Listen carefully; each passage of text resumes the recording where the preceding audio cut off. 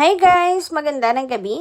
Welcome back po dito sa Gandara SRU channel for showbiz update. Andito na naman nga po akong muli nagbabalik. Ang nagmamaganda ninyo kachismosang Kim Pao, wala na pong iba. Ang lokaret na si Gandara SRU upang maghatid sa inyo ng latest update and fresh happenings patungkol kina Kim Chiu and Paolo Avellino. And para po sa gabing ito, ayan, ang pag-uusapan natin ay tungkol dito sa pagbubuking ni Vesty Chick sa Kim Pao at ilang katotohanan hinggil po sa naging hula kay Chinita Princess. Pero bago po ang lahat ng iyan, sa mga hindi pa nakaka-subscribe sa ating channel, maaari lamang napindutin po ninyo ang ating subscribe button at notification bell na riyan sa baba upang kayo ay maging updated at ma-notify tuwing may bago tayong chika at balita hinggil sa Kim Pao. Basta mga balita na may kinalaman kina Kim Chiu and Paolo Avellino, sagot na po natin yan.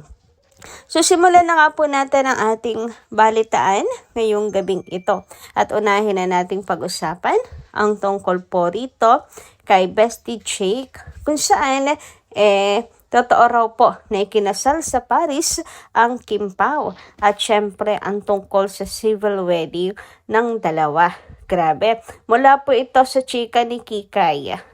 Ayan, ayon sa kanyang Facebook post, inamin ni Jay Cuenca, may ikinasal nga sa Paris. Totoo pala ang chika. Civil wedding ang naganap daw. Ayan, mayroon siyang pedaw. Ayaw nyo kasi maniwala na kinasal na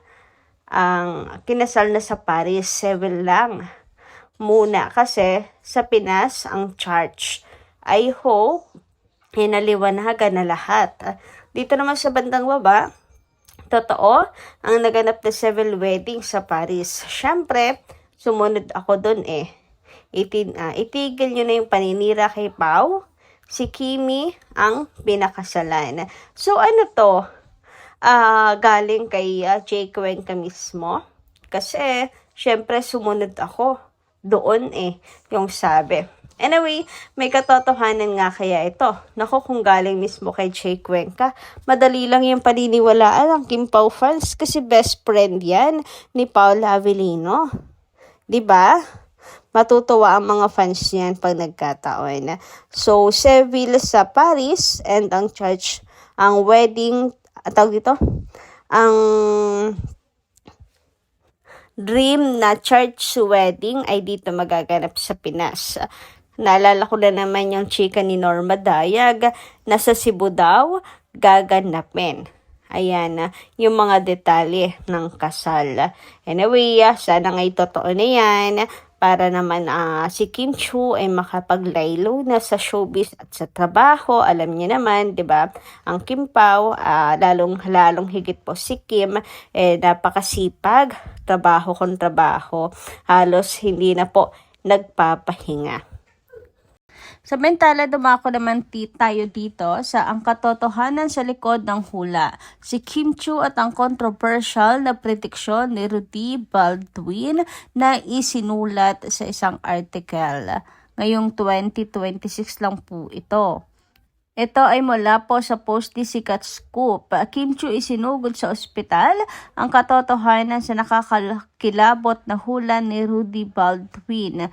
Gumuha ang mundo ng online community nang kumalat ang balitang isinugod daw sa ospital ang It's Showtime host na si Kim Chiu. Sinasabing tumugma ito sa nakakatakot na prediksyon ni Rudy Baldwin tungkol sa isang malubhang sakit. Ngunit ano nga ba ang totoong nangyari? Panoorin ang video para malaman ang buong katatahanan bago maniwala sa mga sabi-sabi. Sa buong article, sa mundo ng showbiz sa Pilipinas, hindi na bago ang mga intriga at chismis na mabilis kumalat sa social media. Ngunit kamakailan lamang isang balitang yumanig, hindi lamang sa mga tagahanga kundi pati na rin sa buong online community. Ito ay tungkol sa sikat na It's Showtime host at actress na si Kim Chiu at ang di umano'y nakakatakot na prediksyon at ng psychic na si Rudy Baldwin. Ang muling pag-ingay ng pangalang Rudy Baldwin. Si Rudy Baldwin ay kilala sa social media dahil sa kanyang mga visions o prediksyon na madalas ay tungkol sa mga sakuna, kalamidad at buhay ng mga sikat na personalidad. Bagamat marami ang humahanga sa kanyang kakayahan, marami rin ang bumabatikos sa kanya dahil sa takot na idinudulot ng kanyang mga pahayag. Sa pinakabagong kaganapan na muling naging matunog ang pangalan ni Rudy Baldwin nang kumalat ang balitang may kaugnay or ang balitang may kaugnayan sa isang hula niya para kay Kim Chiu. Ayon sa mga kumakalat ng ulat sa internet, prediction umano ni Baldwin na ang Chinita Princess ay dinapuan ng isang malubhang karamdaman na maaaring magresulta sa kanyang pagkalumpo. Isang napakabigat na pahayag na agad pumukaw sa atensyon ng publiko. Ang pagkalat ng balita, Kim Chiu isinugod sa ospital. Ang sitwasyon ay lalong naging tensyonado nang magsimulang lumabas ang mga unverified news o haka-haka na ang prediksyon ay nagkatotoo na.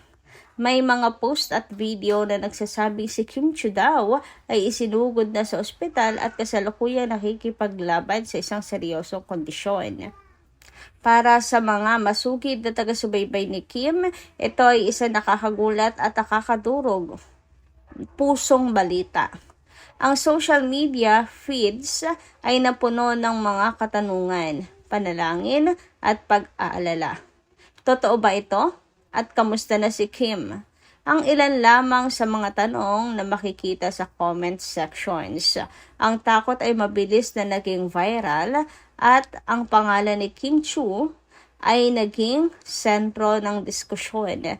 Hindi dahil sa kanyang bagong proyekto kundi dahil sa kanyang kalusugan. Ang pagsusuri ng katotohanan or fact-checking. Sa gitna ng kaguluhan at takot, mahalagang huminto, sandali at suriin ang mga ebidensya. Ano nga ba ang totoong estado ng kalusugan ni Kim Chiu? Base sa masusing pagsasaliksik at pagsubaybay ng mga lehitimong source, lumabas na ang balitang ito ay walang katotohanan. Una, walang inilabas na opisyal na pahayag ang company Kim Chiu, ang kanyang management na Star Magic o ang network na ABS-CBN tungkol sa anumang malubhang sakit. Sa mga ganitong seryosong sitwasyon, ang mga opisyal na channel ang unang magbibigay ng kumpirmasyon upang maiwasan ang maling impormasyon. Ngunit sa kasong ito, tahimik ang mga mapagkakatiwalaang ahensya dahil wala namang dapat ibalita. Pangalawa, at ito ang pinakamalinaw na ebidensya. Si Kim Chiu ay nananatiling aktibo sa kanyang trabaho. Makikita siya araw-araw sa It's Showtime, masigla, tumatawa, at humahataw sa pagsasayaw. Ang kanyang presensya sa telebisyon ay isang direktang pagpapabulaan sa mga sabi-sabing siya ay may sakit o nalumpo. Bukod dito, ang kanyang social media accounts ay puno ng updates tungkol sa kanyang mga ganap, fitness routines at mga endorsement na nagpapakita ng isang malusog at masayang Kim Chiu. Ang epekto ng fake news at maling interpretasyon. Ang pangyayaring ito ay nagpapakita kung gaano kadelikado ang fake news at ang maling interpretasyon ng mga prediksyon. Ang pahayag ni Rudy Baldwin, totoo man o hindi ang intensyon, ay ginamit ng iba upang lumikha ng panik. May mga content creators na maaring pinalaki ang kwento, binigyan ng maling kulay ang prediction para lamang makakuha ng views at engagement. Ang ganitong klase ng balita ay hindi lamang nakakaapekto sa publiko na nagiging biktima ng takot. Higit sa lahat, ito ay nakakasakit sa pamilya at malalapit na kaibigan ng artistang sangkot. Isipin na lamang ang kaba ng pamilya ni Kim Chiu kung mababasa nila ang mga ganitong walang basihang balita online. Ito ay isang uri ng irresponsableng journalism at content creation na dapat nating iwasan at bantayan. Ang reaksyon ng netizens. Maraming netizens ang nagpahayag ng kanilang pagkadismaya at galit sa patuloy na pag-uugnay ng kapahamakan sa mga artista ng walang sapat na batayan. Ayon sa ilang komento, hindi makatarungan na gamitin ang pangalan ng mga sikat na tao sa mga prediksyon na nagdudulot ng negatibong enerhiya. Bakit kailangan panghulaan ng masama? Sana good vibes na lang, sabi ng isang fan. Ang iba naman ay nananawagan sa publiko na maging mas mapanuri. Huwag basta maniwala sa clickbait. Check the sources first. Paalala ng isang concerned netizen. Konklusyon, maging mapanuri, huwag magpadala sa takot. Sa huli, malinaw ang katotohanan. Si Kim Chiu ay malusog, masigla at walang walang katotohanan ang balitang siya ay may malubhang sakit o naging biktima ng isang masamang prediksyon. Ang isyung ito ay nagsisilbing mahalagang paalala sa ating lahat. Sa panahon kung saan mabilis kumakalat ang impormasyon, responsibilidad natin bilang mga netizens na saliin ang ating binabasa at pinapanood. Huwag nating hayaang manaig ang takot kaysa sa katotohanan. Ang mga prediksyon ay maaaring maging gabay para sa iba, ngunit hindi ito dapat maging sanhi ng panik o gamitin upang magpakalat ng mga kasinungalingan. Para kay Kim Chiu, ang kanyang pinakamabisang sandata laban sa mga ganitong intriga ay ang kanyang patuloy na pagngiti at pagbibigay saya sa madlang people. Kaya sa susunod na makakita ka ng shocking news sa ibang feed, huminto, mag-isip at mag-research bago mag-share. Dahil sa mundo ng internet, ang katotohanan ay madalas natatabunan ng ingay at nasa atin ang kapangyarihan upang hanapin ito. So yun lang po muna guys ang ating update na. Maraming salamat po sa inyong pakikinigan. Kita-kits po muli sa susunod nating chika. Maraming po salamat.